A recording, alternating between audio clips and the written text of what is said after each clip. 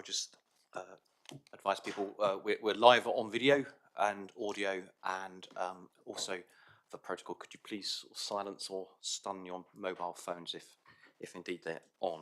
Thank you. Right. Okay. Apologies for absence. None received? No. Okay.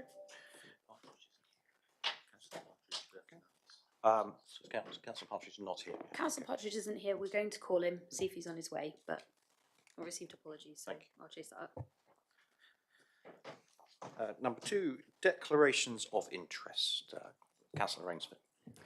I have one share in Pennon, South West Water, which customers were offered, so I have to declare it. Thank you. Anyone else? Councillor Goslin. Declaration of interest as an employee at the University of Plymouth, who is part of the Destination Plymouth board. Got you. Anybody else? No? Okay. Thank you, colleagues. Agenda item 3. This is to confirm the minutes of the meeting held on the 13th of September 2023. Is everyone or do we have a couple of people content to confirm those minutes? They looked okay to me. Happy to move. Second, Councillor Salmon, thank you. Chair's agenda item 4, Chair's urgent business, with nothing from the Chair.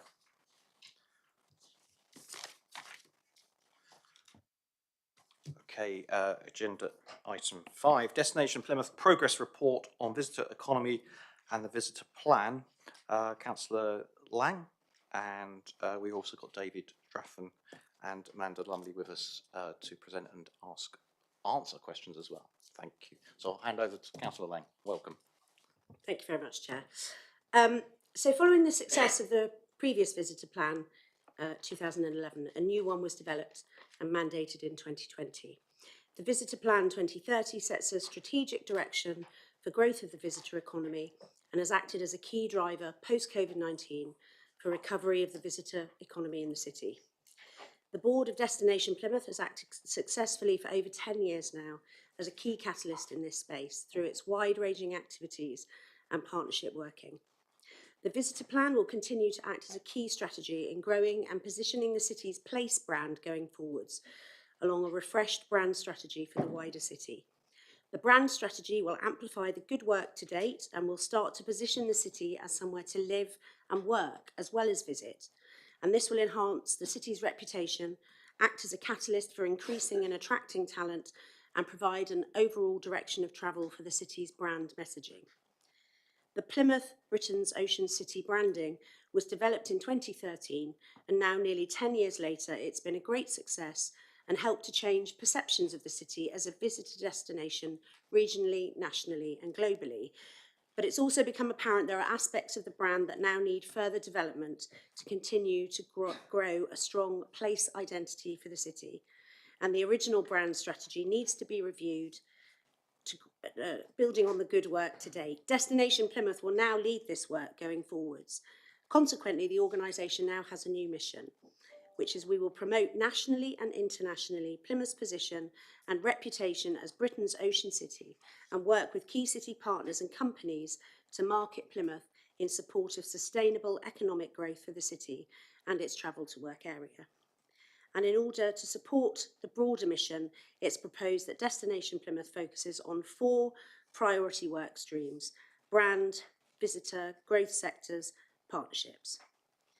I'm just going to pick out some things in the report that you've got that I think it'd be good to draw attention to, some of the key successes that we're understandably proud of over the past 12 months.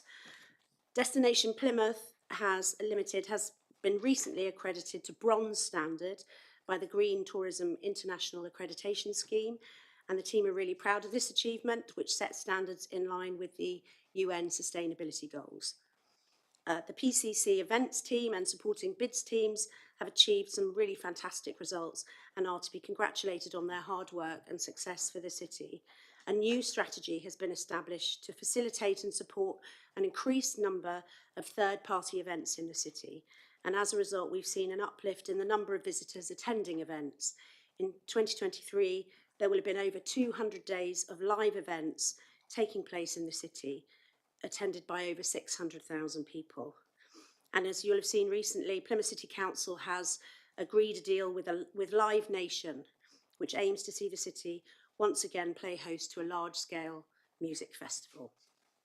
The PCC marketing team has also had an exceptional year for event sponsorship, in particular securing support from Babcock International for Armed Forces Day, the Rehabilitation Triathlon, and new sponsors ACOM and Brittany Ferries, Plymouth City Bus and Moxie Hotel for the British Fireworks Championships. PR coverage has continued to provide positive coverage of the city nationally and internationally, as well as regionally. Numbers for 2023 include all coverage derived from the Time Out article identifying Plymouth as one of the top 14 most underrated destinations in the world. International and domestic trade travel activity, the Destination Plymouth team has been busy and attended multiple events over the past 12 months, including Britain and Ireland Marketplace, Explore GB, Destination Britain North Americas, British Travel and Tourism Show, Confex and the Meeting Show. And in addition, we hosted a Plymouth showcase with over 100 businesses in attendance. Over 100 trade meetings have taken place, and the trade database is now well over 1,100 contacts globally. Cruise and marine marketing activity. In 2023, we've welcomed 10 cruise vessels this season. That's over twice as many as in the 2022 season. And we're looking forward to the cruise partnership, hoping to achieve 20 visits in 2024. And bookings are already being received for 2025, with eight provisional for 2026. Our Plymouth Cruise Ambassador volunteers now number 25, and we have to say huge thanks to them. They give such a warm welcome to cruise visitors when they arrive in the city.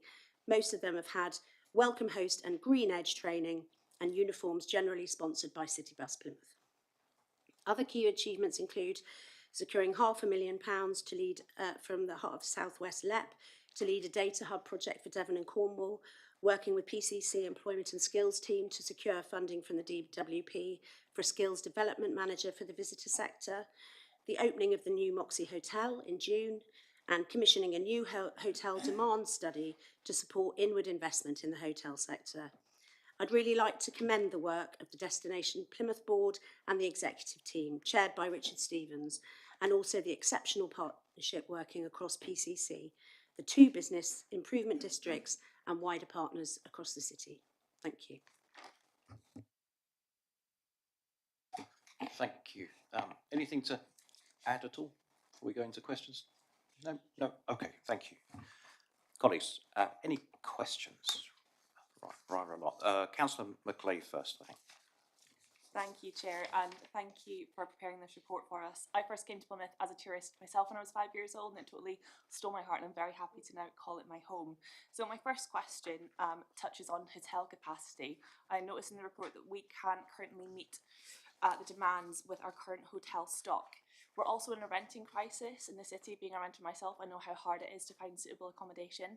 So I'm just wondering if you can run through the plans as to how we can address our issue with hotel capacity. Thank you. Yes, certainly. We have been at reduced capacity for nearly 10 years now, and that's not through want of trying to change that. You know, it's very difficult to develop hotels down here in the southwest, and the team has been working. So the Matt Ward and David's team in inward investment, we did hotel demand study in 2022. So there is definitely a gap in the market, and we know that there is demand. But actually the response of the private sector trying to make that happen has been slow because of COVID, supply chain issues, you name it. It was fantastic to see the Moxie coming forward, and we are having really good conversations with hotel developers looking at strategic parts of the city.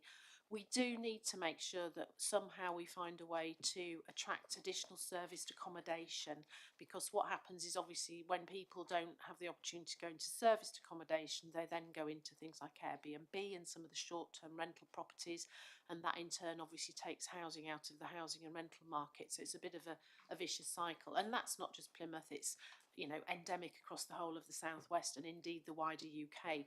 The Lake District has exactly the same issues. So we're trying to encourage investment through all the means that we have. We're just undertaking a business demand study at the moment, actually, with businesses across the city. That will go live in the next month. And we're looking to see what their pipeline demand is, again, to give a reason for investment. So I think we're probably doing as much as we can. The market is very slow to respond, and we have to keep chipping away. I don't know if David wants to add, because Matt's been brilliant in this space, I have to say. So the statistics, obviously the demand is one piece, and you have to prove the demand to the market, and then the market hopefully will intervene. And as Amanda said, if we go back 10 years, as you described, it was a hidden gem. So if you went to the hoteliers, we weren't on their radar. Now we're on everyone's radar. So the hotel brands aren't the issue. Every hotel brand who's not present here would like to be here. The economics of hotels is not like most development. So normally if we build something, a good example would be a Next or a Marks and Spencer. Marks and Spencer or Next sign the lease for 25 years, and that gives you assurance to do the development of the building. In this case, all you get from most hotels is a management agreement. So in fact, when you have a large branded hotel in a city, it is the brand of the hotel operated by a separate operator and developed by a separate developer. And as a result, those leases are harder to fund. So all hotel development is more difficult. In Plymouth, we've particularly suffered from construction inflation nationally, but our constructor market is less developed than some other places. So we've had more construction inflation than others. So a combination of hotels are quite difficult, and the fact we've got construction inflation made things tricky. In terms of what's on the books, we've got 13 hotel projects on the books. Those are to come. We've delivered 3 so far in terms of the city being involved. So we've got a hotel into the Woolworths building. We've got the Derry's hotel, and recently Moxie, which was obviously a former council asset. We've got 4 live projects, of which 2 I can mention, 2 are confidential. So we've directly intervened on the Quality Inn site by buying the site, demolishing the site, and taking that site back to market. We've got a partner propertier who are still really, really committed. They have an agreement with Hilton, and the issues we're working through are the ones I just mentioned. It's the COVID legacy and the construction inflation, and at the moment the marketplace is struggling to give fixed price contracts, and therefore the risk issue is the one that we're navigating. And the other one is on Embankment Road, which you will have seen the council made a funding decision through the Property Regeneration Fund. There are 2 others we're involved with, in which are both in the city centre. There are 6 others we're working on in the long term. They're more than 5 years away, and we've got 3 that are stalled. So I suppose all I can say is that from Amanda's perspective, it's going to hold us back in the long term if we don't get that capacity. The demand's there, the sites are there. I think we've probably, frankly, lost 18 months with COVID, but I'm really hopeful we can get some of those away. And I did hear, I mean, you're probably better at this than me, Amanda, that the feedback from the Moxie opening was extraordinary. So the market demand that's going back into the hotel market about, is it a good place to open in Plymouth? And if I had £1 for every hotel that brings me and wants to be in Plymouth, so that's not our issue. So we just keep plugging away.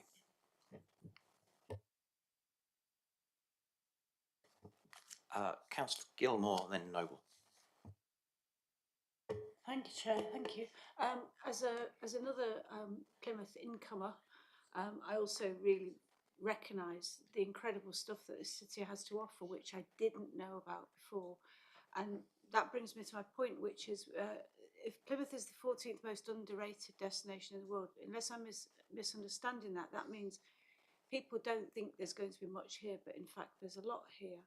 So a 2-part question, if you don't mind, Chair. One is, what do we do to close the gap between people's understanding and the reality, so that people know Plymouth is fantastic? And then secondly, having achieved that, is there going to be the infrastructure in place to accommodate in terms of roads, parking, public transport? I've been to some quite big events in Plymouth over the last week or so, and it's creaking a little bit, I think is fair to say.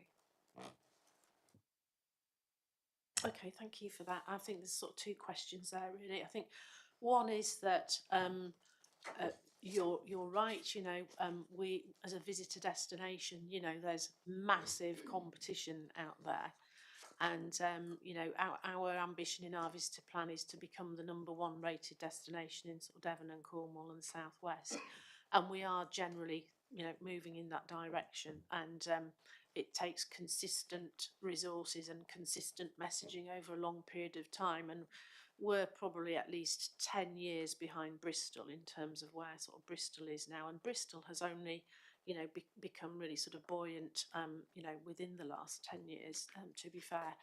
So it takes consistent messaging and resource and amplification, and there will always be lots of competition. So finding our USP is really important and making sure that people understand that. So that's the first thing. I think in relation to our capacity for visitors, I mean, generally, there's not an issue really in terms of our capacity for visitors. We have got plenty of capacity for visitors. It's when they're all shoehorned into, you know, what one space at one time. And, you know, obviously with any large major event, it doesn't matter whether you're Plymouth or Bristol or anybody else, when you have a major event and you have lots of people, it is about trying to make sure you've got the best plan in place to mitigate that. So the events team work really hard at that. They, you know, they're very, very professional. They work with services across the city to try and make sure that people are encouraged to park and ride, to park, to you know, to sort of disperse and spread some of those pinch points. We also have what we call a destination operations group, which Councillor Lang chairs, which meets monthly. That group reviews issues around visitor, and visitors could be, you know, people who live from just outside the city. You know, they're not necessarily all coming from somewhere else. But where we have pinch points over the summer, for example, in the Barbican, where we have lots of people coming on a very hot summer day. So their job is to review that and try and work around that and mitigate it and make sure that things are in place. So I think we're quite a way off, you know, some of the real honeypots, you know, that you see in some of the really popular destinations in the southwest, you know, particularly in, you know, some of the Cornish destinations. I think we're a little way off that just yet, but we'll continue to measure and monitor it. Okay, so that answers both, yeah. Councillor Noble next.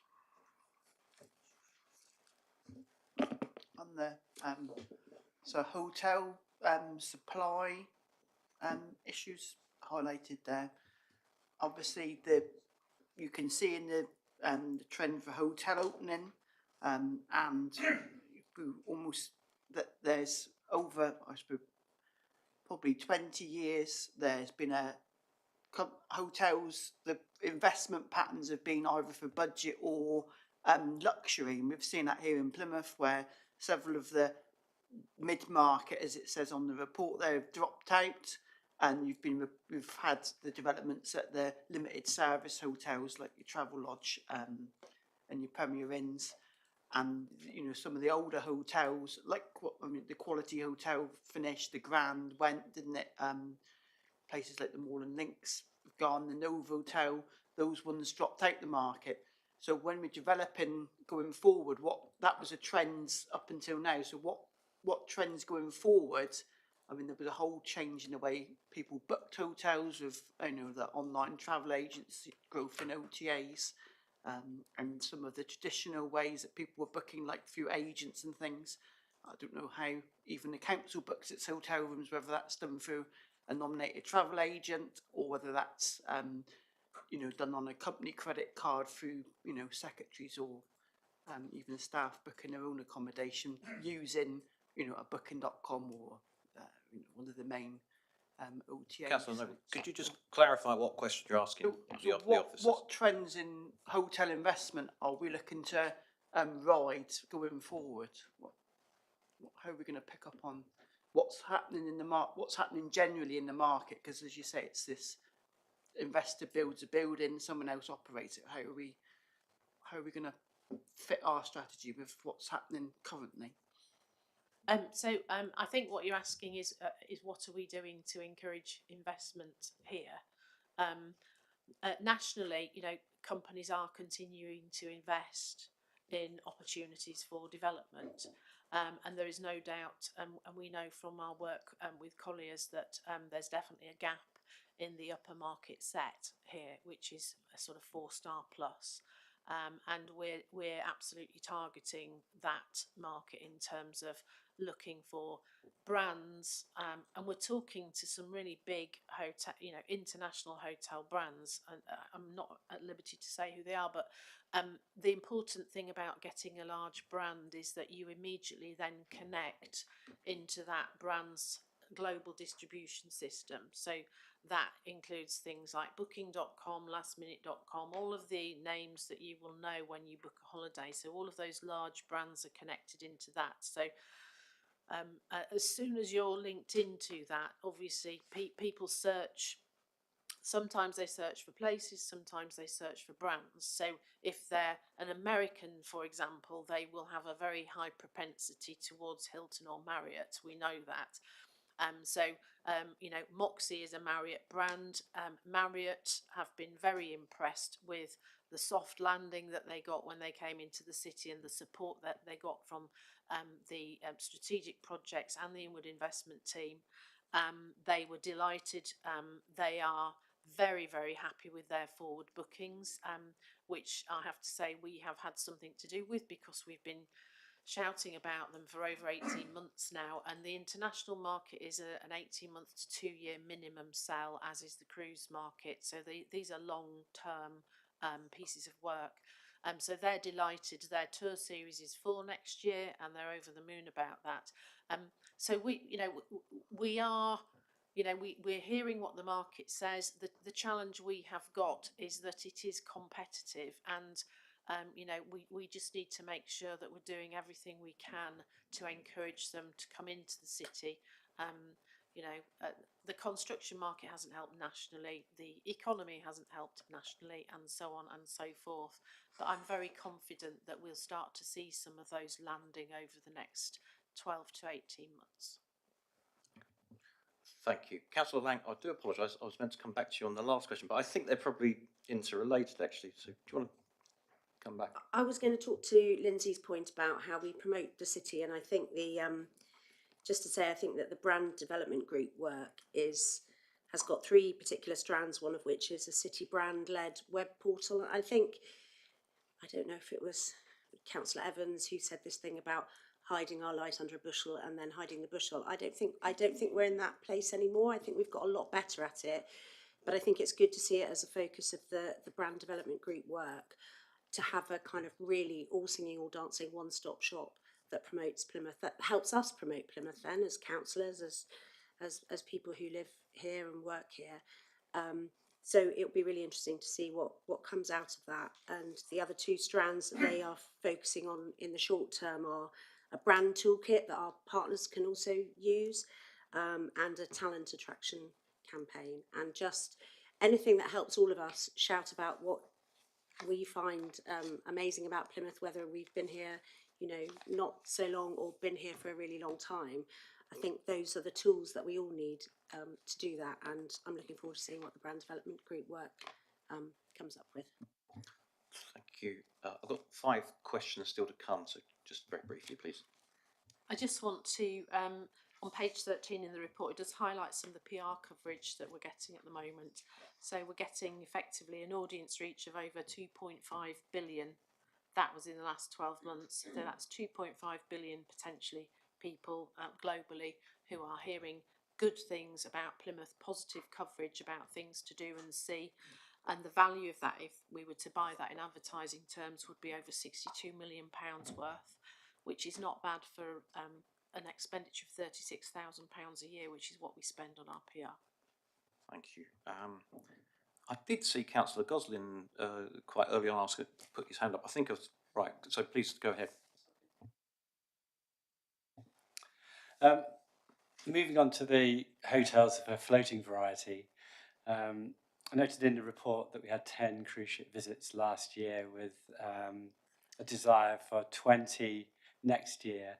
What is it which is stopping cruise ships coming to Plymouth? Because I note that Falmouth, for example, had 50 visits last year. So what is it that is causing this disparity? Is it the facilities we often offer? Is it the attractiveness of the city as a destination to cruise ships? What is it that's holding us back? That's a really good question. It's fairly straightforward to answer, actually. So the cruise sector is a hugely competitive sector. If you are not out there in front of people, jumping up and down, saying, come here, come here, come here all the time, somebody else will be doing it instead of you. So we went into the cruise market in 2016, we went out to Hamburg to see trade with Cruise Britain to test the market to see, you know, whether there was any interest in coming to Plymouth and what the barriers were, because we knew that there was very, very little cruise activity coming into the city, and basically it was because we were not promoting ourselves to that market, so therefore they'd all forgotten about us. There was a myth out there that they couldn't come in because of the naval vessels and a whole range of other things which were barriers to them. So over the past few years, we've worked really hard to build relationships. We've demonstrated to the operators that they can come in, they can have a great experience for their passengers. And on the back of that, we're seeing that growth start to happen. And of course, if they have a choice of different places to come in, there are technical reasons why we can't get certain vessels in, but we can certainly get vessels up to 300 metres comfortably in the Sound. The new Rotterdam demonstrated that earlier on this year, and some of the vessels that we have booked in for next year and also 25, which is a really exciting year, and 26 are you know, certainly testing the limits, shall we say. So we've worked really hard as a partnership. So we work very closely with the Catwater Harbour Commissioner, the King's Harbour Master, and also AB Ports to make sure that whenever we get inquiries, where you know, everybody's checking, is this doable? Can we make it work?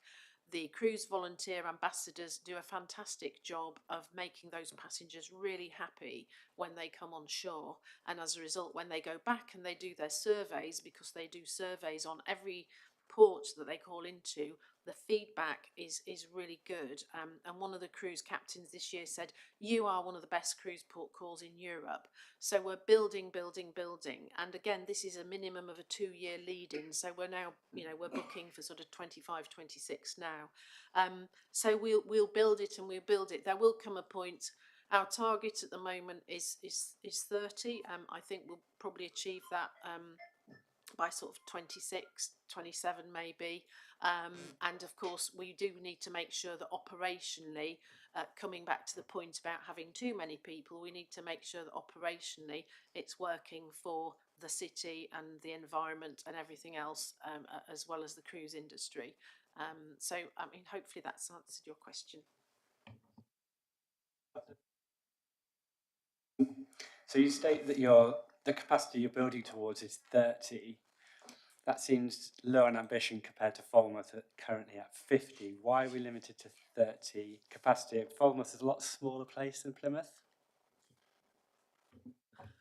We can only get certain amount of vessels on the berth at West Wharf because of the ferry operation. So there are, you know, a whole number of days in the year that we can't get vessels in. So that, you know, takes those vessels out of the equation straight away. And likewise, we also have to be mindful of any other movements in the port. So when we get inquiries, the first thing we do is we check. So we're building slowly, and you know, what we want to make sure is we're building slowly and steadily, and we retain that reputation. What we don't want to happen is we don't want something to come in and be compromised, and then our reputation goes out of the window and we lose that support. And Falmouth has built theirs up over a large number of years. They have a different berthing facility. They have much more deep water berthing than we do, and so therefore they have a greater opportunity. Okay, good. Right, I've got on my list, I've got Councillor Carlisle, McClay again, Rainsford and Salmon. Is that right? Okay, so Councillor Carlisle, please. Thank you, Chair. Just having a look at the email survey of visitors. Now, as we all know, that Plymouth is the best city in the whole of Devon and Cornwall, without a shadow of a doubt. That's obviously replicated in that. Where do you live? Majority of people from Devon and Cornwall are coming here. But it's just, I'm wondering, what are we doing to attract people from South East England? I mean, Scotland are massively missing out. There's zero from there. Where on earth are they? But for the rest of them, what are we actually doing, like campaign-wise, to try and attract people down there? Because I know Bristol did a very good campaign about 5 years ago. I'm worried if we're looking at doing some sort of replication to try and get people from up north. Okay. I'm not sure which survey you're referring to. Is that? Oh yeah. Okay. Sorry. Yeah. Apologies. So we target certain places where we know we have the most propensity to pull people from. And the southeast of England, we get over 36% of our visitors from there. And that's effectively what we call the London holiday market, London and southeast holiday market, who come down to Devon and Cornwall. And Plymouth is effectively a relatively small destination compared to Devon and Cornwall. They are effectively the big brands in this region, and people will be attracted to them. So we work in partnership with them. We do shared campaign activity. In the last 12 months, all of our destinations down here in the southwest have suffered from loss of funding for various reasons. And what that means is we're not able to compete with some of the other destinations nationally for the domestic tourism. So that would include, places like Manchester and the northeast and Birmingham. We're not able to compete with them. We haven't got enough money to actually do big, large-scale campaigns, digital or otherwise. And therefore, as a region, we're losing market share, which means that Plymouth will lose market share. Thank you for that. I was just thinking, because we are a great launch pad for the whole of Devon and Cornwall. So it's not just propensity of what we've actually got contained in Plymouth, as amazing it is. And I'm just wondering, will it not be more beneficial to get people from further away, because therefore they will stay in our hotels, they will stay longer because of their travel distance, and therefore we get them here for probably a week rather than maybe a weekend or a day's trip?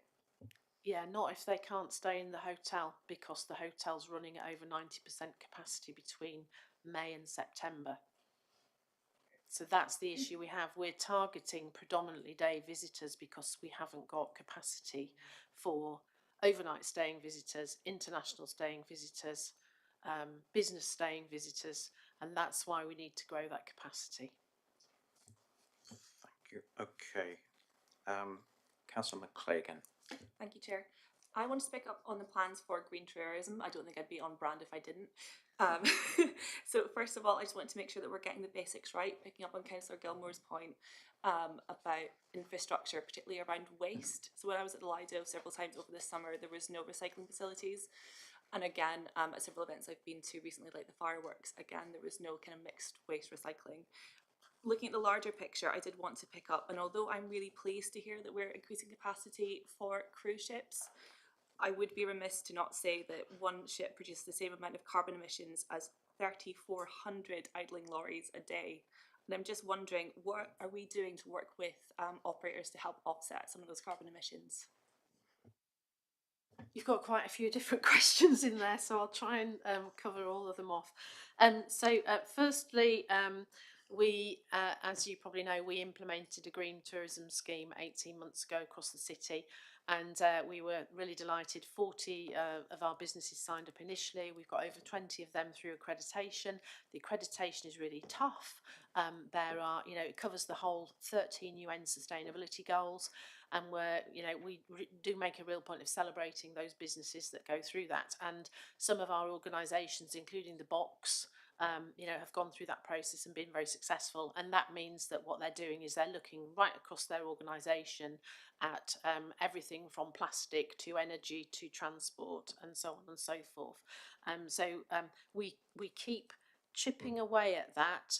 The challenge we have in that space is that a lot of our businesses, over 75% of businesses in the sector, are SMEs, so they're less than 9 employees. And what that means is, given the issues that have been thrown at them over the last 3 years with COVID, the economic situation, skills, employment, you name it, a lot of them are just in survival mode and they're just not interested in anything else. So we will keep chipping away, and at some point, I don't know when we'll get to 100%, but at some point, we'll get more of a critical mass of those businesses through. I think in relation to the fireworks, I'm not in a position to answer that, but I do know that the events team has been working a lot on recycling and making sure that people are not using plastics. I think the approach for the street services team, I think, was just to clean up en masse after fireworks and recycle in bulk, if that makes sense. I might be incorrect, but I'm pretty sure that that was their strategy. In terms of cruise, the cruise sector is streets ahead of any other sector in terms of how it is making itself green at the moment. And I think that's a really important thing to note. So they are rapidly phasing out some of the vessels that are high carbon. Most of them have now got scrubbers anyway, which are taking those sulfites out of the atmosphere. And many ports, including Plymouth, are aiming to get shoreside power. By the aim of ABP, as you'll know from recent announcements, is to have shoreside power by 2030, which means that any vessels that come into port will be on green energy. They're also, many of the new vessels, they are completely, net zero in terms of their emissions when they're in port. They're also completely recycling on board. They're recycling everything. They are also using locally sustained produce. When the new Rotterdam came in, a team of her crew went into the fish market and they bought fresh local fish from Plymouth and they took it on board ship and served it in their fish restaurant. They also, some of the new vessels have got things including air bubbles that run on the bottom of the hull to stop invasive marine species sticking to the hulls and therefore being transported. So we work very closely again with ABP and also with the Catwater, who have got their own environmental policies, which are international policies, and they make sure that the vessels coming into our waters are adhering to that.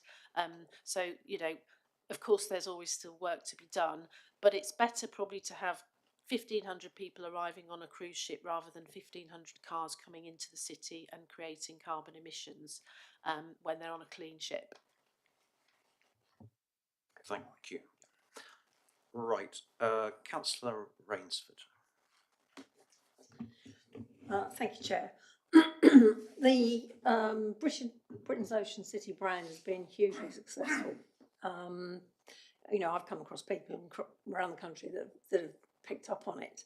However, the survey that was carried out by Alder and Alder found that only 11% of businesses locally were using it in some way or other. Could you just outline what's happening there, and are we making progress in terms of getting businesses to use it? And I really hope the National Marine Aquarium's using it, because they're all over BBC in a few weeks' time, which is good news. Yeah, I mean, you are right. That's part of the reason why we did the perception study, because we wanted to understand what businesses were thinking and doing in relation to the brand. As a result of that, we set up a brand development group last year. What we're doing is we're creating a refreshed brand strategy, but we're working with multiple stakeholders across the city to do that. So it's effectively not our brand strategy, it's their brand strategy. And a lot of that is focusing around how we create a shared narrative for the city. What we found through the survey was that, lots of people don't use the logo, but actually a lot of people use the Britain's Ocean City wording, and they use it in different contexts. So what we want to do is make sure we have a shared narrative, an overarching narrative which sets out our USP as Britain's Ocean City, but also then within that we can talk about different sectors or priorities within the city with one voice. That's why the brand toolkit will be really important. So we're working, for example, with Plymouth Manufacturing Group. We're working with Plymouth culture. We're working with all the universities, and we're starting to develop that. And it'll take us quite a long time. It's going to take us at least 12 months to get through that process. But by doing that, we really want people to feel like they can own that narrative. They can use it, and the toolkit will give them the opportunity to just use that content and that information as much as they possibly can. So it's a process, but it's been a really positive process. Everybody recognises, the point you made about people using the Britain's Ocean City term. You can now walk into places. I walk into rooms all over the country, and people sort of say, here's Amanda from Britain's Ocean City, and they say, oh yeah, Plymouth. So I think that equity is growing, and we're now going into the next 10 years thinking, okay, how do we build on that? Councillor Lang, did you want to add something? Amanda's more or less said what I was going to say, which is just about the brand toolkit, because that's how we can get businesses and organisations in the city. If that really works and that's really easy for them to use, that's how they can start understanding how they can kind of share in that identity that Amanda talks about, this 12-month bit of work. We just need to make it really easy for people to use it and share it. Very patient, Councillor Salmon. Thank you, Chair. Delighted to hear that we're looking to do the annual live music festival starting next year. It's a two-part thing. Can you give us any details on that at the moment as to who or what or where? And in conjunction with that, the PCC, the Events Inclusion and Access Group, is a remarkable thing to be established. That's great. Because obviously we need to get not just the overseas tourists, we need the local people with and without disabilities to come into all these sort of functions as well. Looking through at the events charter, you've got assistant dogs, accessibility facilities, etc., etc. The second part of the sort of question after the news is the pre-event information and communications. How is this going to be disseminated? Because if you link that with the marketing brief, where you've now got a new digital marketing officer, etc., is there going to be any sort of, should we say, paperwork, posters and things to go along with that, or is this going to be a digital thing? I'll let Amanda do the marketing question, if that's okay.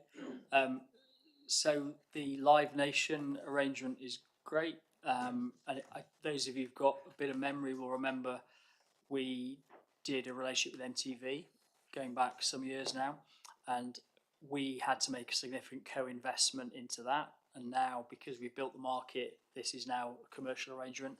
So we don't yet know who will be coming forward, but it's probably the biggest outfit arranging outdoor events in the UK. So it's going to be a proper thing. So we're really excited about that. All I'll say on the other elements about the expanding the events is Victoria Allen, who runs the events. If I tell you her background was running the part of the Theatre Royal that was all around engagement and community access, this is absolutely in her DNA. So she's absolutely, and Jemima is absolutely championing this too. We're so committed to make those events as accessible as we can, to make sure people can get there. They're as free as possible, and you look at the work we're doing on the events, huge amounts of work on income generation to keep them free and keep the access open. So I'm sure at a later date, if you want any update on that work stream, I know Victoria would be delighted, because it's something she's hugely personally committed to. And if you were at any of the events this year, the one up on Sunday night, you get a sense of that equity, and it's great. So on the marketing, Amanda's probably best place to talk about how we Councillor market Lang, did you want to come in as well? Only you said where, so obviously it's going to be on the Hoe, and we don't know who the people are going to be yet, but Live Nation, it's the biggest names in this area, and they're going to be called Summer Sessions. And to underline, I was going to say what David said around Victoria's commitment to accessibility for all our events. It's absolutely the heart of planning and at the heart of what she wants to do. So yeah, I think it might be useful for her to come and talk about the work of the team that makes sure that these are events as accessible to as many people as possible. Councillor Salmon, did you want any more information? Because we're just sort of slightly behind on time, or did you want? That's fine, Chair. It's just the second part where the communications information, how is that going to be disseminated? I just need a quick answer on that, please. Yeah. The team already do a lot of work, particularly with the residents around the Hoe area, and in fact, they do go around, I think, and try and speak to people and try and speak to all of the residents on the Hoe, and they also put leaflet information through all of the residents' doorways to try and make sure that everybody's communicated with. There is a huge digital element to our communications now. One, obviously, from an environmental perspective, we want to make sure that we're not chopping trees down or making lots of print, as it were, but also in this day and age we do know that a really high proportion of people who are coming to our events are actually looking in advance on our digital platforms for that information, so they'll continue to refine that and make it as accessible as they can. Okay, thank you. No supplementary. Thank you. Don't mention trees. But, we'll move swiftly on. Right, question we had from Councillor Sproston. Thanks. Thank you, Chair. I'll make this quite quick. I was interested in the stat of the 90% of the hotel capacity at times. Being kind of military previously, I know that the military, when they have issues with accommodation, will book large amounts of hotels and fill them up. I'm concerned at how this will go towards safeguarding. How are we safeguarding our hotels that they are being utilised for the tourism industry when we have these kind of longevity issues? And that was pretty much the question there when it came to that. I'll pick that up if that's all right. So, I mean, two things. The hotels are hugely seasonal, so that's the first issue. So we need to be moving the demand as best we can away from those, those summer months in terms of how we spread demand and activities. In terms of protecting hotel capacity, there's a whole other work stream that's linked to particularly the infrastructure and development work at Babcock to make sure that there are housing and other provisions so that people don't end up in temporary workers on those contracts, in particular in hotels, because that just makes the situation far more acute. And there's also work, as you'll know, not in this committee, around homelessness more generally. So, we absolutely don't want our hotels filled up in the summer with temporary construction contracts. So there is a huge housing and provision of accommodation work stream that is separate from Amanda's work. Thank you.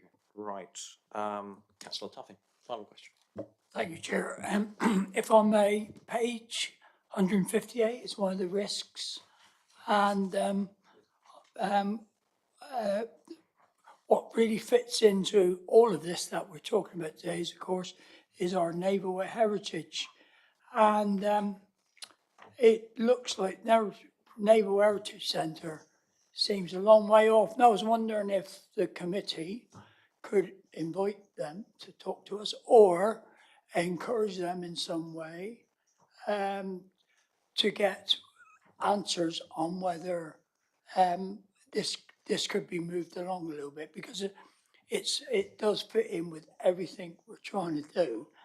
And it seems so important that it's a shame that it's been stalled, and wonder whether we write to them or invite them to one of our meetings and talk about this issue. I mean, just to very quickly unpack it, there are quite a lot of different things there. So we've obviously got a large naval heritage collection that we're responsible for in the box, and we look after it and we care about it. So that's one piece. So we do that. The National Museum of the Royal Navy were leading on the Devonport collections, and that's when all that ambition that you've spoken about was feeling optimistic. They are currently not moving forward with those projects at this point in time. A lot of that's to do with COVID legacy, and that some of the national strategic funds that went to support COVID emergencies are on long-term strategic funds. So where we are now is that the naval base has responsibility for the Devonport collections, and the volunteers are, as you said, very ambitious. But I think it is fair to say that whilst we've got a really good offer at the box, that the museum element in Devonport is probably further away than it was. So, I mean, it's entirely up to you. I'm not sure an update would give you more than that, because I think that's the position. But whether you would like to write, the big issue is we need an anchor institution to lead that development, and we had the National Museum of the Royal Navy, and without the National Museum of the Royal Navy, it's hard to see how the status quo can shift very significantly, if I'm honest. Thank you, David. Yeah, I accept that. Perhaps at some future time we could talk about whether they need a little encouragement. It's a letter of encouragement if you Right. wanted to I think draft that would be something, or helpful. could we write a letter of encouragement asking? Yeah, I to mean, I clarify think levels of support or something that the responsibility people now agree sits to with the that. Naval Base Commander, not the NMRN. So if you wanted to ask the status, that is the origin of that question. I think we should. Okay. Yeah, if we take that as an action. Thank you. Right. That's a good set of questions, and we now need to move to recommendations if people are happy to do so. So I will read them out collectively. The recommendation is that the Growth and Infrastructure Overview and Scrutiny Committee, 1, continues to support the work of Destination Plymouth, 2, supports the transition to a broader remit, growing and positioning the city's place brand going forwards. 3, recognises the continued significant achievements of Destination Plymouth, Plymouth City Council and bid teams in supporting the sector and moving the brand strategy forwards. And 4, supports the development of a citywide brand strategy to position Plymouth as a place to live, work and visit. Committee, are we content to do that and support that? Thank you. Suffice for me to say, thanks to everyone that attended and contributed. I think we're very lucky. In my view, we've got the best chief executive of any destination group, you know, and Amanda and her team work absolutely tirelessly with very thin resources, it has to be said, to promote a city that's wonderful, but it's also wonderfully remote, which is one of its attractions, but one of its challenges in terms of attracting people here. So thanks for everything that you do, to you and the team, if you could please pass that on, and thanks to Councillor Lang for presenting as well and leading that. Thank you. Good. Right. Agenda item 6 is also with Councillor Lang. It's the Economic Intelligence and Insight. I've asked this to be a standing item. It's basically an economic overview, if you like, of our city. And I'm hoping that future chairs keep it on there. It just gives us a bit of a dashboard, if you like, as to some of the economic indicators that we are all keen to, I would say when they're good, and they do good for us, push upwards. And if they're bad data, you know, and bad things happening here, we're keen to obviously eliminate. But I just thought it would give us sort of a corporate economic overview. So I think we could have a little sort of presentation on that and then open it up to questions. Is that right, David? Yep. Brilliant. Thank you. So welcome to Councillor Lang again. I think Amanda I'm introducing it. Amanda Ratzi is going to. Councillor Evans isn't here. Yeah. Thank you. So just to put it in context, this agenda item sets a high-level oversight of the city's economic performance. This agenda item will be led by Toby Hall from the Economic Development team, who's going to take us through a highlights presentation. And then there's going to be an opportunity to ask questions of Amanda Ratzi, Head of Economy, and Lauren Patton, Economic Development Officer. They'll be able to answer your questions. The agenda item sets the economic insights and intelligence to inform wider discussions. Chair, if I may, just one of the things that you were really keen is to get that insight, and I just to perhaps introduce Toby. So we're very fortunate. Amanda Ratzi heads up the Economy Enterprise team, and Toby, who's in that team, is to have built a really capable economic function. So actually, we've got some really bright young graduates have come through who really have given us a capability we've not had before. So there's a group of them. So I'm really keen to give Toby specifically that opportunity. So your brief was 5 minutes, 3 slides. So we've please time us, but just really to sort of say, you know, Toby is part of that capability, and it's great that he has the opportunity to really show off the work that he and I think is Lauren online, I think, Should as be, well. yep. Lauren as well. So it'll just give you a sense of some of the talent you've got that you wouldn't normally see within the department. Thanks, David. So, thank you. Great. So yeah, thank you. So this will be hopefully just 5 minutes, accompanying the sort of longer report. So appreciate there's going to be graphs in this. You'll have a copy of all of those graphs, so you can hopefully see the detail that I'm talking about. This is just a bit of an overview. So first of the 3 slides is really looking at the supply side, specifically labour market supply side in our economy, and some of the sort of the data that we look at, the overview. So the top on the right graph there is around total employment, total employee numbers in the city, and this is looking back to 2014. And really it's a really positive trend. You know, what we're seeing is that total employee numbers have risen significantly, but steadily over that period. You know, we're up at 116,000 employees in the city in 2022, and this is up 8,000 over that period. And actually, it appears to be driven mainly by a growth in full-time employment as well. So, you know, part-time employment has remained steady, but the full-time employment is where we've experienced all of that growth. You know, and despite the sort of the slower demographic growth in terms of population growth, which you may well have seen in the sort of latest census data, actually job growth is happening in the city, and there are more jobs now than there were. And then following on from that, the unemployment rate, which is that the claimant count, the bottom right graph there. So you can see the huge peak in COVID. So that's you know, UK, Southwest, and Plymouth in blue. Interesting to point out here really is that pre-pandemic, you know, Plymouth's unemployment rate was above the UK average. But since the pandemic, particularly since August 2020, Plymouth has retained a lower unemployment rate than the UK average, and we still do. You know, part of this is the piece around that recovery and the strong recovery that we've had from the pandemic, but it's also positioning, which we'll come on to, around where we are now with a really tight labour market, and you know, really not you know, basically a full employment position. So onto that side with demand. So we can see job vacancy postings. So top right there is, this is unique. So it should be individual jobs equate to 1 job vacancy posting, and the trend in red, and that's the last 5 years. So pre-pandemic, I think back to late 2018, you're talking about 1,000, 1,500 maybe vacancies per month. In the last few months, it's 3,000. You know, 3,500 per month, every month, and it's a pretty clear upward trend that doesn't appear to be slowing down. This summer was particularly noticeable.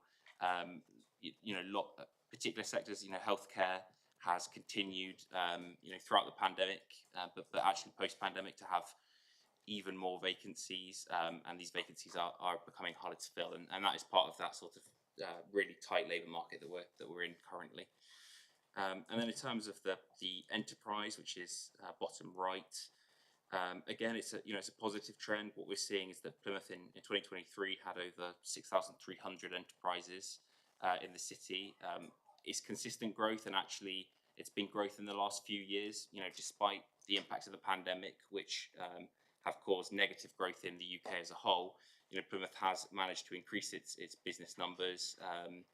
Lots of jobs, lots of additional businesses in sort of specialist construction we've seen in the last couple of years. But yeah, a positive trend in terms of growth of businesses and employees. And then finally, wages and GVA. So GVA being the sort of measure of our output of our economy. You know, you can see in that top right graph that the major impact of the pandemic, you know, England in green and Plymouth in blue both experienced, you know, a massive impact, you know, minus 15% almost in our GVA in 1 year. However, there has been really significant bounce back, and GVA growth, you know, has been really positive. We're expecting this trend to continue, but slow, and it's going to be interesting to see how that compares to national growth, which we need the sort of 2022-23 data to really explore, which we'll hope to later this year. And then finally, wages. So that graph bottom right is male and female wages in the city of the last 5 years.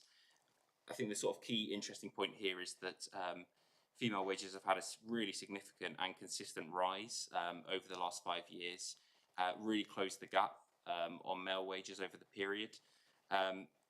Despite male wages being a little bit more stagnant over the 5 years, if we look at the total wage growth, actually the lowest and the highest earners have both seen growth in their wage numbers. So the 20th and 80th percentile of all earners in the city, all resident earners in the city, have actually seen improvement. So we consider this to be a sort of inclusive growth rather than it just being top earners and leaving behind the lower earners. Actually, this has been pretty equal across both.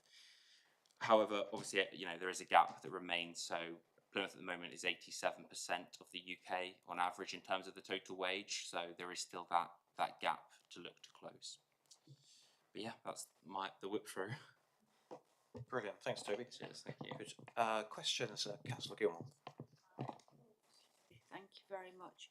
Can I go back, please, to the graph? I think it was on your first slide, and in the papers, it's on page 165. Can you explain this to me, please? I may be being slow, but part-time jobs is the light blue numbers. Yep. Full-time jobs is the dark blue numbers. And then the red line is total. But why is the red line leaping up and the others are not?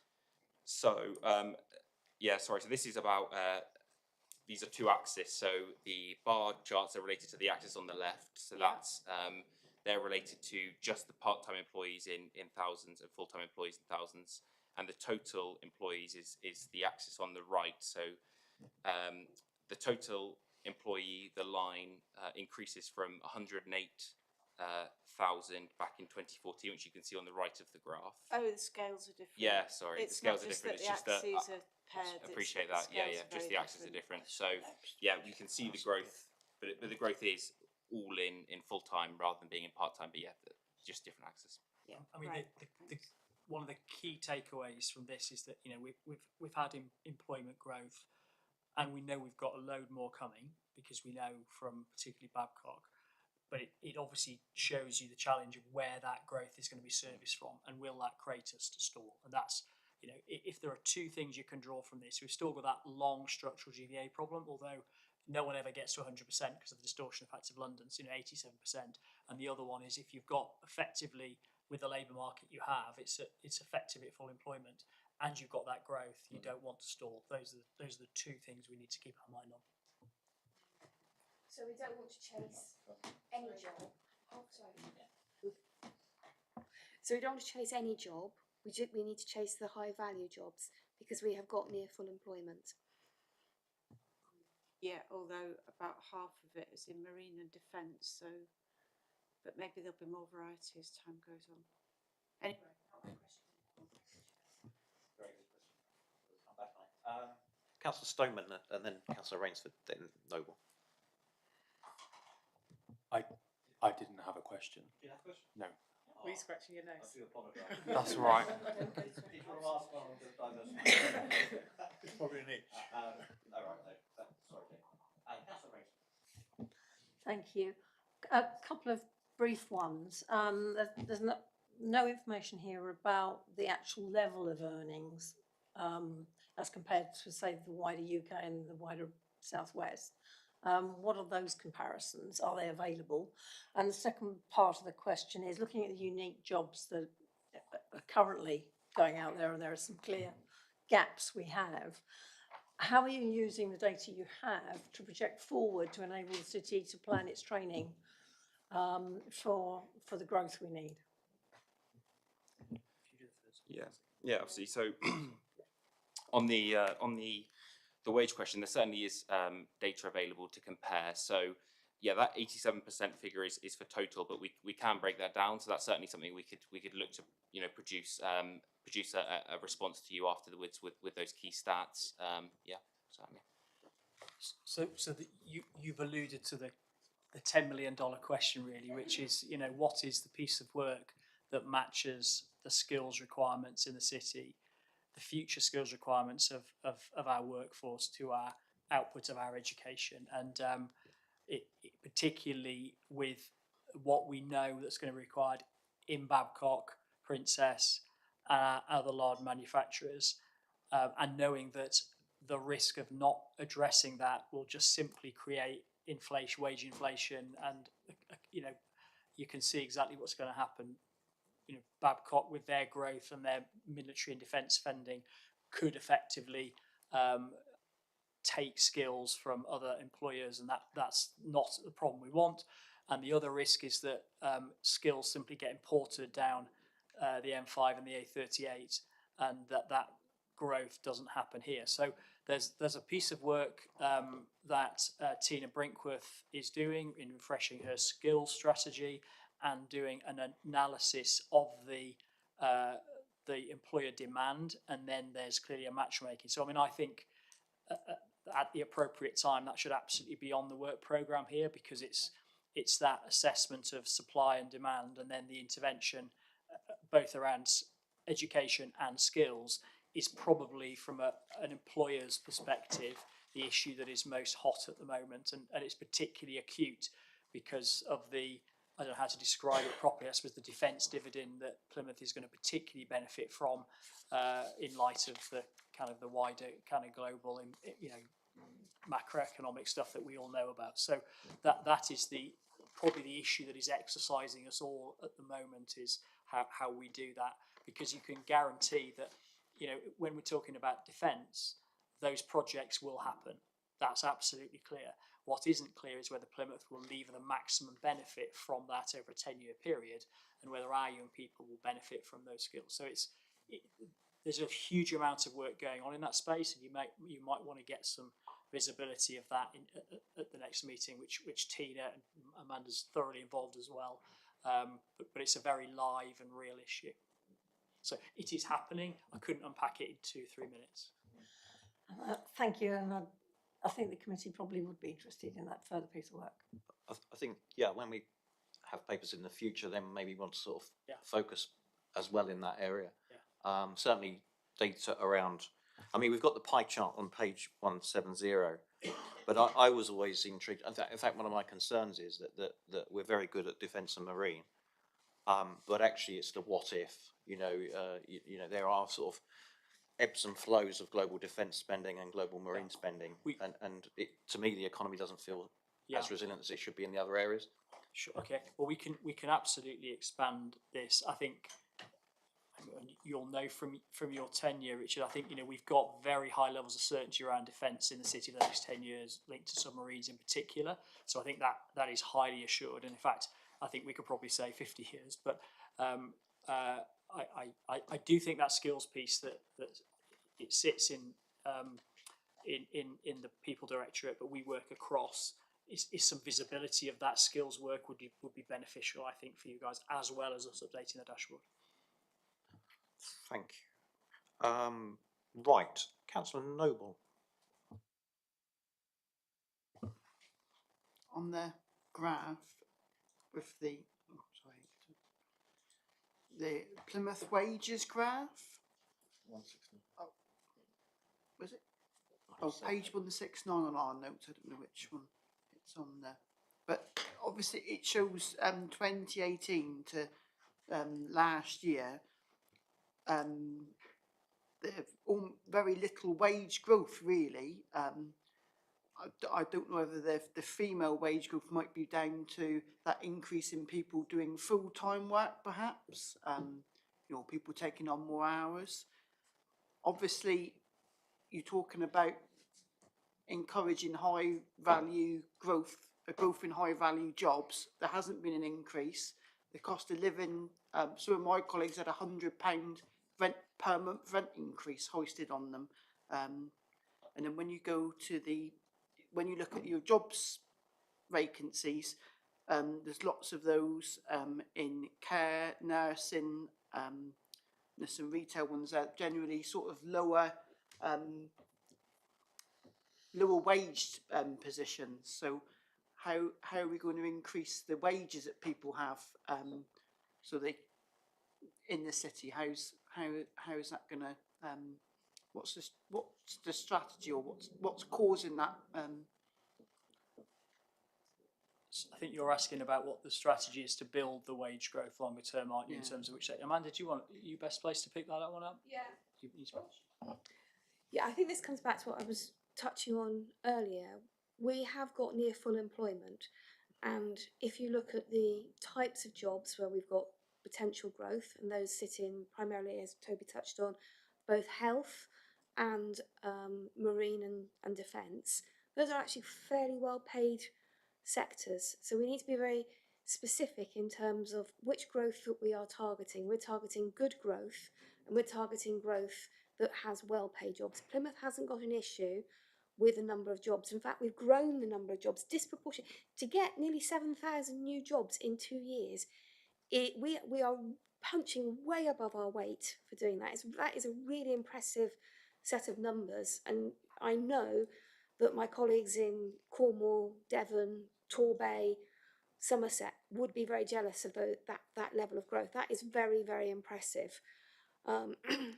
So it's about chasing the right growth. So we don't need, I'm going to probably pick on this a little bit unfairly, but we don't need to, let's say, target call centre inward investment landings. We need to be very bespoke and focus on those high value jobs and those jobs that is good growth. And it's impressive to see how we've closed the gap or narrowed the gap between, well, the gender pay gap. That's also an impressive set of figures.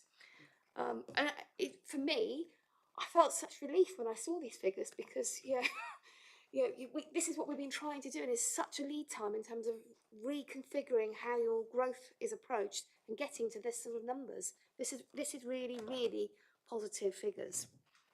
But as David said, there is a risk we overboil, so we've got to remain focused, and it's something we didn't quite touch on.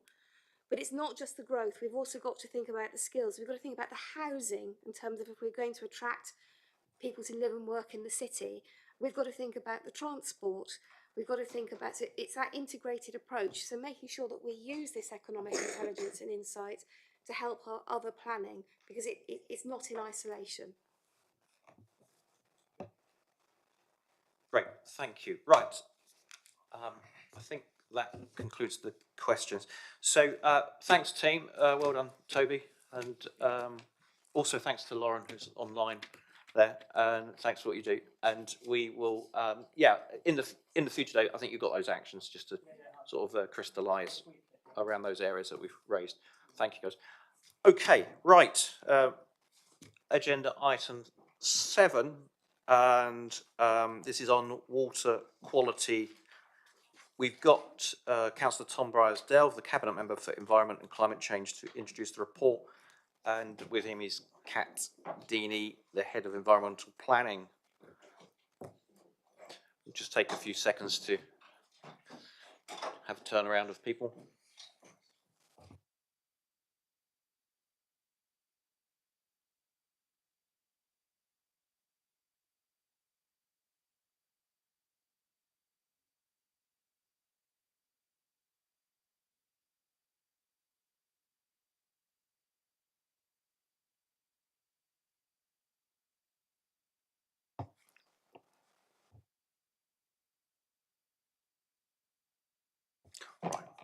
Welcome. Councillor Briers-Delve, I'll hand over to you and Kat to do the presentation or make your remarks. Thank you. So just to introduce, there's a few things I'm going to say, mostly covering some of the historic and infrastructure issues that we face in Plymouth around water quality, a lot of which areas up and down the country are grappling with. This is a very personal issue for me. Like many of you, I grew up swimming around Devon and Cornwall, and it's something I still do regularly to this day in all seasons, both in the sea and in some of our local rivers. Recently, I helped to coordinate Luke Pollard's bathing water campaign at Devil's Point. I attended the Surfers Against Sewage protest recently, like some of you here, Councillor McKay, Councillor Goslin, I saw both of you there. And since being elected into this role in the Cabinet, I've been trying to make that a central part of some of the organisations that I'm involved with. So, for instance, I sit on the National Marine Park Horizons Board. I'm involved with the Devon and Severn Inshore Fisheries and Conservation Authority, the Tamar Estuaries Consultative Forum, and the South West Regional Flood and Coastal Committee. And discussions around water quality come into all of those in various guises. This is a really heated issue for very good reasons. And I also wanted to start off by recognising that I know deep down that every single one of us in this room, whichever party we're in, whether you prefer to be in, out, or under the sea, that we all want better water quality here in Plymouth, and this is about identifying ways that we can work towards that. So first of all, we have to understand some of those historic systematic issues. And I wanted to briefly mention the combined sewer system. So this was touched upon in the paper that you had in advance. So one of the issues that everyone needs to grapple with to start to understand this topic is that we have a combined sewage system that were built up and down the country in the Victorian period. And essentially this is the basis of our system to this day. So the combined part of that relates to the fact that the wastewater, whether that be from our toilets, our bathrooms, our kitchens, ends up in the same system as the surface water that's going into the gullies and drains in moments of extreme rainfall. That poses an issue because without an outlet for that, if you had an extreme storm, it would run the risk of that dirty water backing up into homes or open spaces, which obviously nobody would want. And so essentially a system was introduced as a kind of safety valve for those extreme rainfall moments to release that pressure into certain waterways. This is what has been talked about recently quite a lot in the media as storm overflow. So that's what we mean. We have extreme rainfall, the combined sewage system isn't able to cope. So in order to release that pressure, it's released into various points into waterways. I wanted to give a few examples locally around that. I think we're all aware of the scale of the problem nationally, but I wanted to make it really clear that this is something happening here and now into Plymouth Sound. So Eastern Kings, for instance, which is a site right next to Firestone Bay, the new bathing water spot that I mentioned earlier. There's a spot right next there in Eastern Kings, which was last activated in a storm overflow on the 4th of November. Cambridge Lane, which is near Mill Bay, that was active this morning as I was typing up these notes. There's two on West Hoe, again right next to a bathing water spot. They were also last activated last week on the 2nd of November. And there's many more as well on the east of Plymouth, including into the River Plym, near Lara and Hoe Lake, for those of you from southwest Devon side. I think we'd all agree that both the scale and the regularity of these storm overflows is alarming and arguably goes beyond some of the statutory expectations of the water industry. There are some good news stories here. South West Water have committed to reducing spills from overflows to an average of 20 per year by 2025 across the region. That would be quite a different kettle of fish to what we've seen over recent years. But it isn't just the water company, and this is one of the things that sometimes gets missed out of the debate. Agriculture is a significant contributing factor as well. For many reasons, the release of nutrients, chemical, biological contamination, and also soil erosion. I was looking through some of the evidence base for this, and in the UK there's an estimate that 75% of sediments polluting waters have derived initially from farming. So that's something we need to grapple with thinking about both the Devon and Cornwall sides of the Tamar estuary. Kat in her report mentioned misconnections, which is something where certain households might not be plumbed correctly into the system, and also climate change, which we talk about constantly, and sometimes we forget the way in which that's linked up to some of these topics. I wanted to go into a little bit more detail about some of the works that have happened to date. So one of the most recent things, which you may well have seen in terms of the press releases, is that we launched the Climate Impact Assessment Wheel, and one of the aspects incorporated in that was an ocean and waterways aspect. So every time a significant decision comes to a cabinet member or senior officer over a business case of 250 grand, I believe, they'll have to consider the impact that decision is having on our oceans. There's been some interesting partnership work between Plymouth City Council, South West Water and the Environment Agency in terms of trying to align our capital projects. We've started working recently on a potential memorandum of agreement to deliver nature-based solutions, including sustainable urban drainage through those partnerships. We've, of course, been lobbying South West Water for greater investment, which would primarily be through the WaterFit programme to spend on those really strategic, impactful projects. We've been developing several bids around this topic, so that includes the Water Breakthrough Challenge 4, which would again focus on innovation and nature-based solutions, but also the National Flood Management Scheme, which comes through DEFRA and the Environment Agency. I've also been doing some personal lobbying work. A few weeks ago, I met with Jim McMahon, who at that point was the Shadow Environment Secretary, in a small online meeting, trying to talk about the pressures in terms of this topic for local authorities, but also the opportunities, what we could do more with the right powers. So to conclude, I wanted to add that I'm really delighted to have this opportunity to come and talk to Scrutiny. I'm really glad that there's this cross-party interest in this topic. But as an administration, we want to make sure we're doing this justice. So my suggestion to you today is that rather than us rushing through this item as a short discussion point as part of an overarching scrutiny committee, that we'd like to give it the attention it deserves as a designated select committee coming under scrutiny. As was previously agreed in scrutiny, we want to make sure this involves a range of stakeholders, because this isn't an issue that we can tackle by ourselves. So our suggestions would be a range of local, regional and national speakers who are involved or experts in this field. To give some examples, that might include South West Water, the Environment Agency, the Tamar Catchment Partnership, who would be able to look at agriculture, for instance, the National Marine Park CEO, making sure that that really important, hugely ambitious project is at the heart of this work.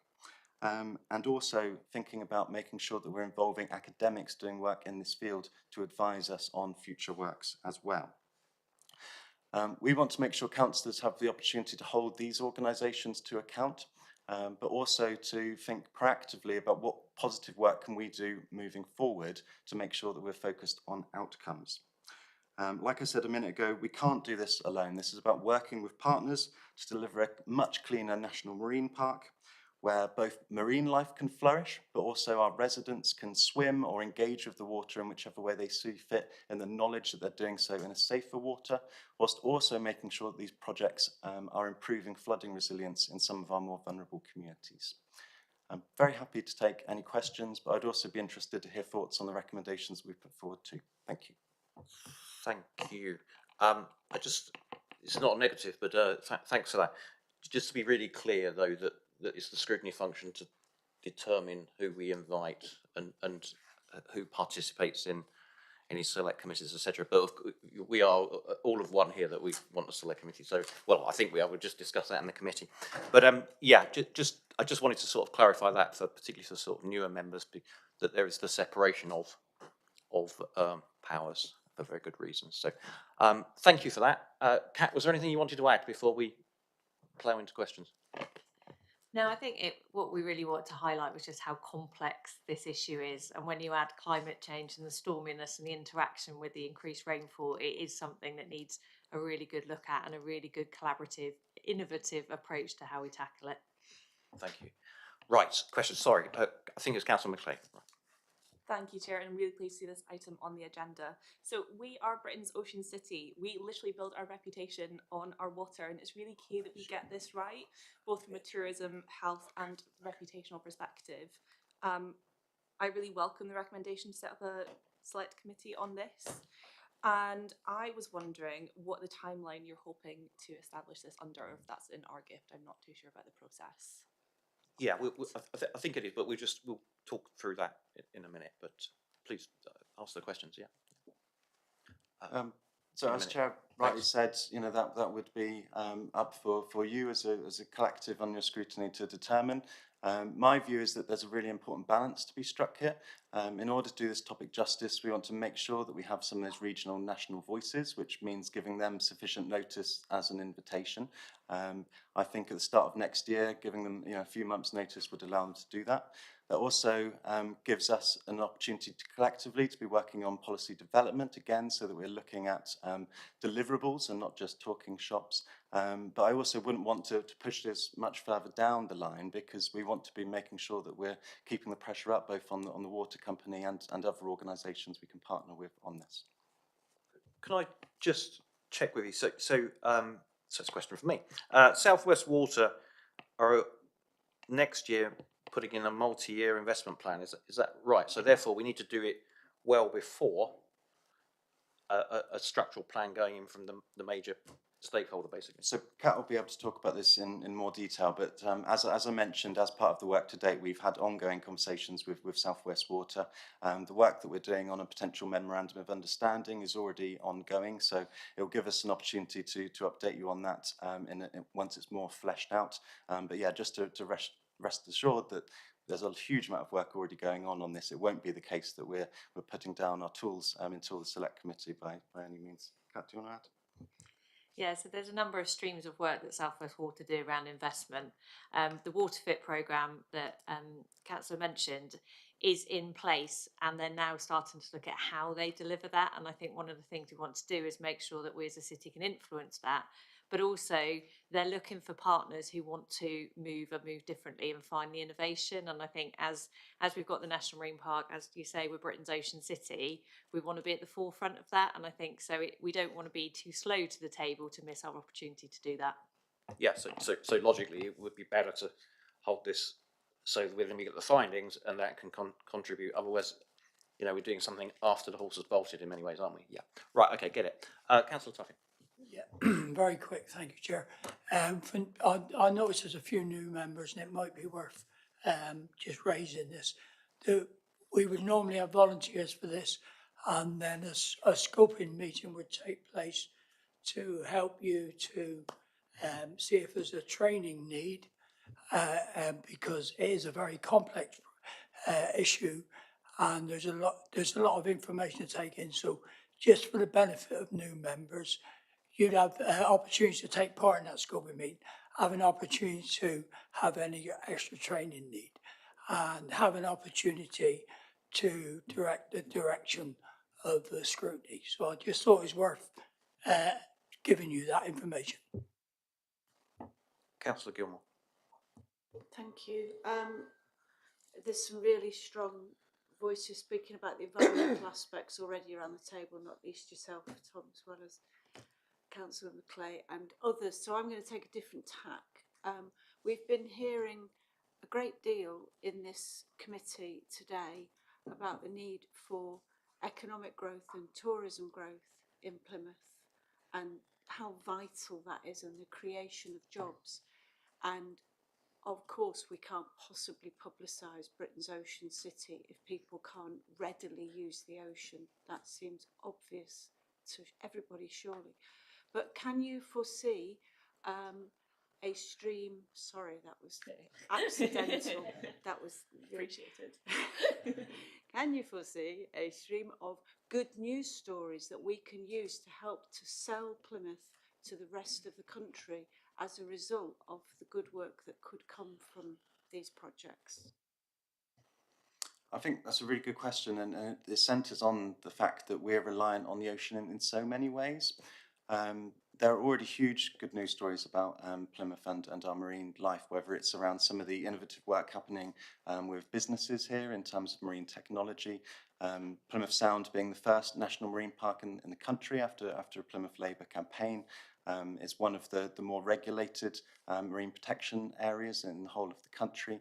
And to give a bit of balance to the debate as well, there's so much that needs to be improved in terms of water quality here, but in terms of the bathing quality water assessments, most of our sites are typically rated as good or excellent, but that doesn't mean to say that there aren't sometimes days after those storm overflows where Plymouth City Council has to publicly document the fact that there are issues with the water quality there. So there are certainly good news stories, but we shouldn't be complacent, and I think there's so much more we can do, and I think this will help us get there along those lines.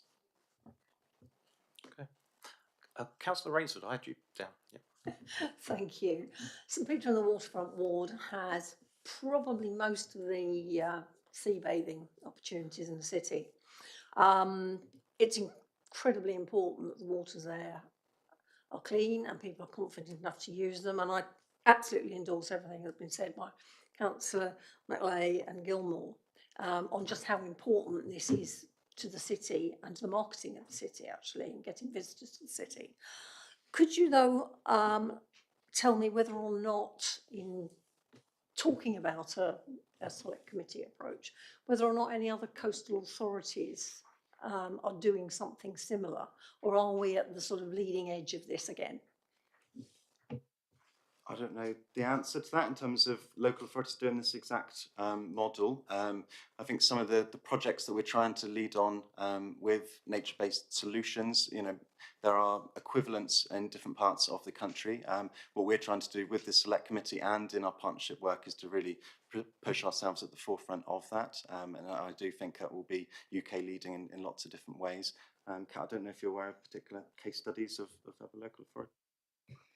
I know that South West Water have been asked to attend some select committees before. I think the focus that we're recommending is that is a focus on how we change things, not about what the problems are. I think everyone, including South West Water, will recognise there is a problem, and it's a problem that's very complex. So I think what we would like to do differently than perhaps has happened is, rather than just say we're all cross because there's a problem, is actually go, okay, well, what are we collaboratively going to do about that?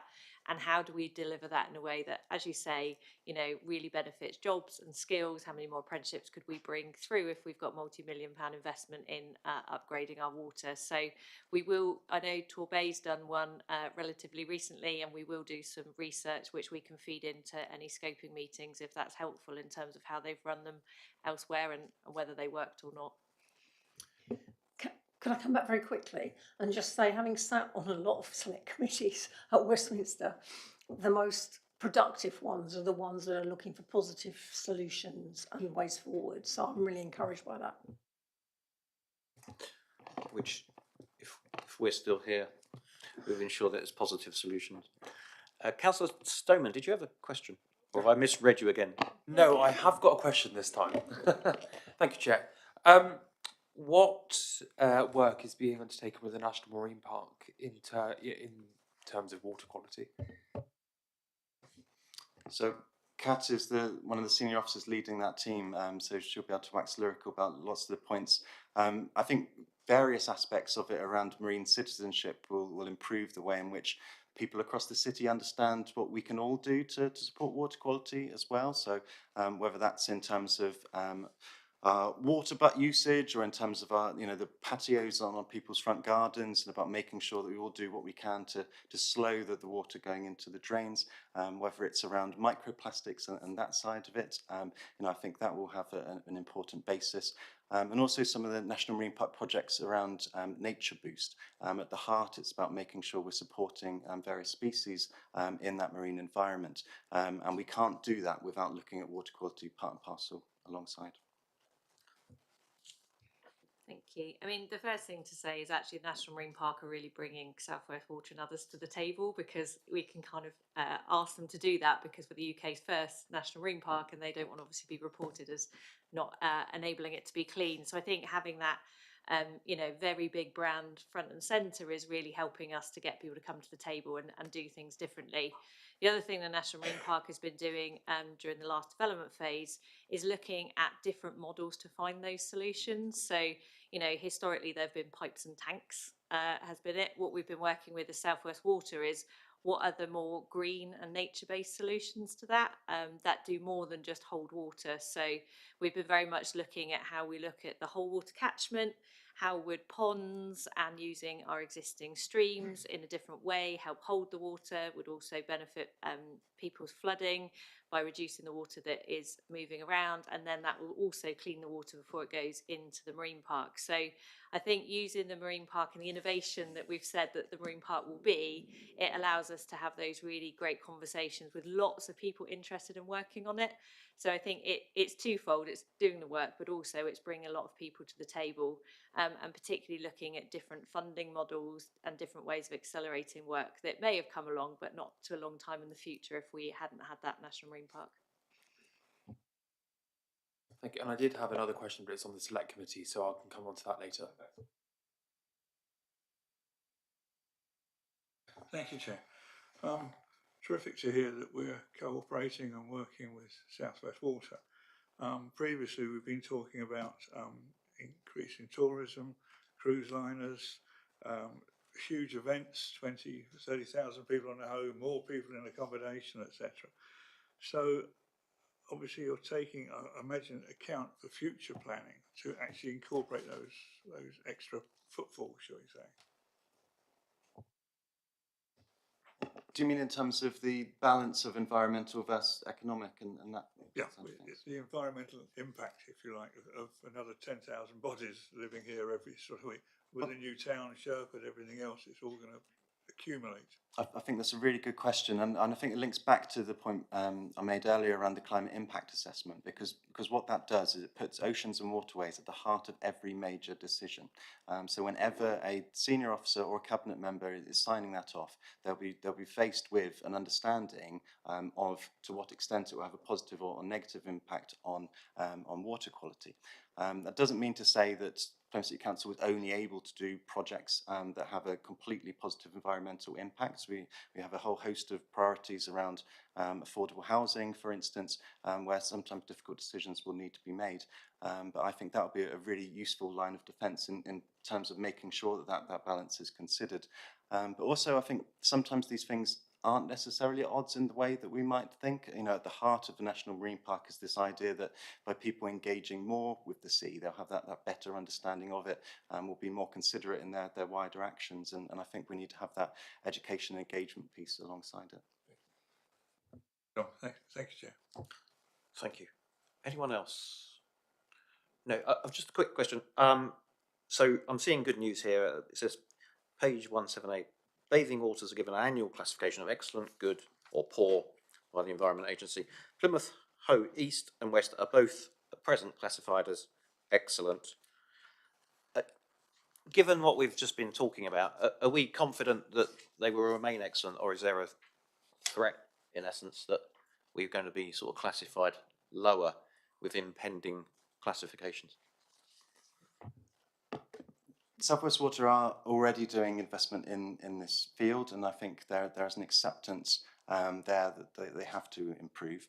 The variable in this conversation is on the weather and storm events, which, because of the nature of climate change, we can't accurately predict what that will look like in a year, let alone 10 years from now.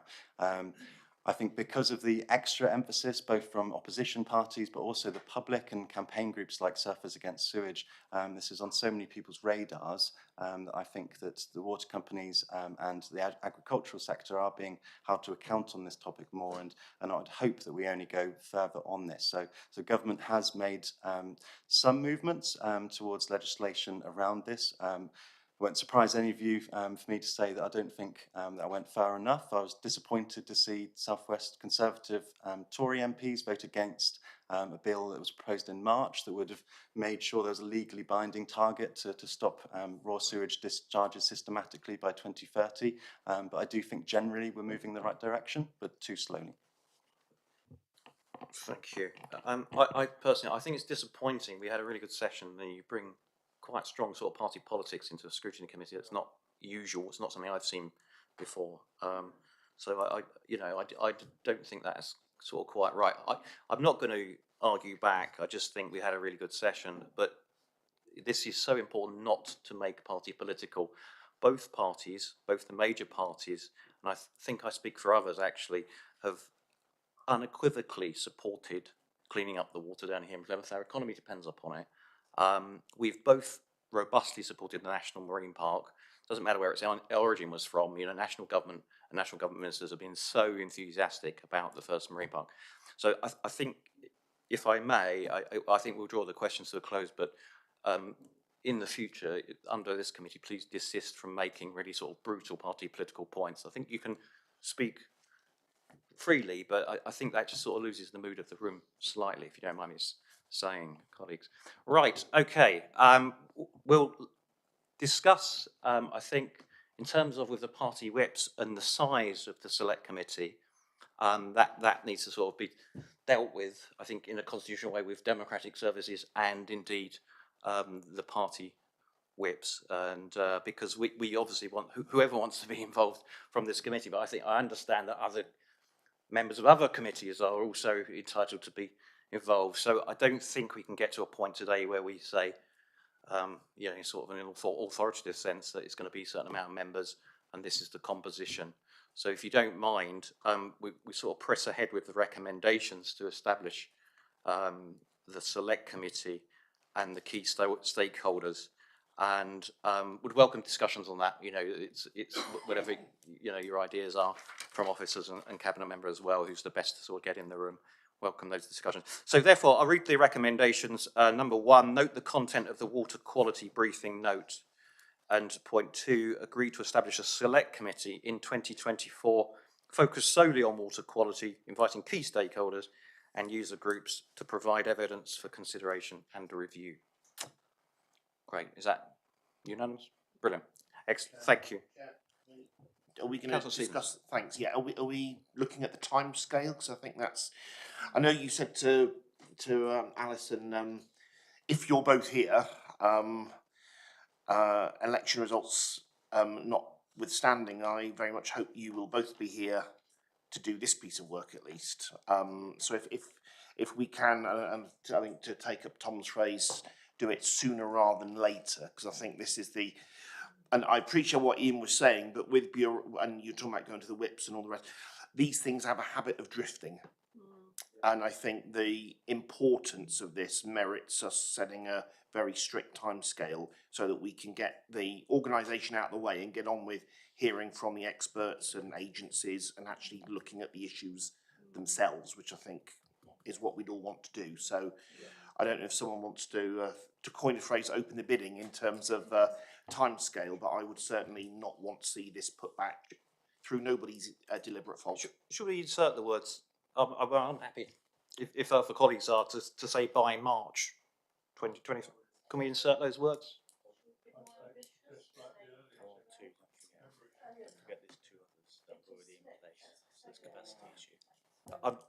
Yeah, one of the challenges is there's not on this committee, there's 2 other select committees that officers have got to resource slightly earlier in the year. So it's just something to sort of bear in mind. So but just I think through you, Chair, because obviously this recommendation came obviously through the report a little while ago, and with the other 2 select committees that are on the radar, we were looking at the end of February initially. So obviously, if you wanted to add before March, then that would encompass that. Councillor Sprotton, could I just invite you? Yeah, I just wanted to ask Councillor Bryce-Delves, for someone who would be doing the brunt of the work, essentially, we can make timescales up, but what would be a realistic timescale for yourself, or what would be a idealistic timescale for yourself for us to be possibly utilising? It's up for scrutiny to determine, but I think what Hannah has said about accommodating the balance with other democratic support and what they're working on. I think doing it later on in February would be practicable in terms of that balance of urgency and making sure we get people around too. Would we mind putting in just say by March 2023? We'll try and we'll liaise with officers when they've got resources. But of course, just to get the best out of this and get as you say, the best audience, the best people being asked questions. I think we just need to be. We're almost in December. We're at budget time, budget scrutiny time as well. I just think we need to be sort of slightly smart around giving ourselves some flexibility. But definitely, the intention unanimously is to do it by March. Is that okay? Or, yeah. Brilliant. Councillor Gilmore. Maybe I'm not understanding. Are we saying any bit of March or the start of March? Because I think by it's not really nearly December. It's the 8th of November. Yeah, I think I'm fine. Start of March. By March. Yeah, by March. Would you like me to? I would read that as by the start of March. By March. Is that okay? Yep. Great. Thank you. Okay, thanks so much. Really good session. Really interesting questions. I think it's just a foretaste of what's going to come by March, actually, and really important issue. And good luck with your preparations with South West Water and the rest of it. Moving on. Right. Okay. Agenda item 8, tracking decisions. The committee is asked to note its tracking decisions. And through you, Chair, just to update members, you will have had an email from me regarding the action at the last meeting to send a letter to the relevant minister asking for more support for organisations in the cultural sector following utility costs. I have sent a copy of that letter around to everyone, but obviously it's been sent since this was sent out, so it's just to say that that one is now marked complete, and to thank Lucy, Hannah and James at Theatre Royal for working with us on that one. Thank you. Any comments? Councillor Macleay. I want to thank you for putting that letter together, and I also noted earlier in the report there was a similar concern raised by the National Marine Aquarium, so I think it's a really prevalent note for us to have sent, and thank you for doing so. Okay, right. Swift, wasn't it? I think the final one, agenda item 9, work programme. Any comments or questions? No? No? Well, Councillor Macleay, I was anticipating a hand going up there. Thank you, Chair. Do we anticipate the NZAP taking the full of the meeting on the 14th, or are there any other items that will be going into that session? Anthony? Yeah, there will be one brought forward on the back of the economic update we've had today. We'll bring that back as an update, but also we want to bring forward, because I think this committee really needs to look at it, the economic update on green investment and the plan for growth, which we'll be publishing in March. So we'll bring that to committee here in February for you to be able to interrogate that. Great, thank you. Okay. Well, thank you all for your contributions, and we'll close the meeting at 3:46. Thank you. See you later.